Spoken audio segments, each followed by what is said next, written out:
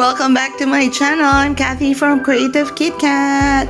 Look what we have here. So this is the finished diamond painting that I did a few weeks back.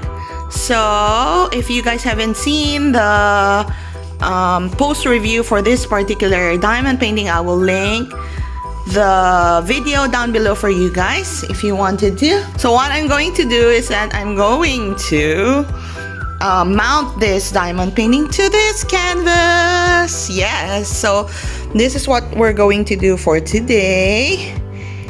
And what I was thinking, because this is a 35 by, it says it's 40 by 40, but actually the drilling area is 35 by 35, and this particular canvas is 40 by 40. So what I was thinking to do is to cut out the borders of this diamond painting, and then I'm going to spray paint the sides.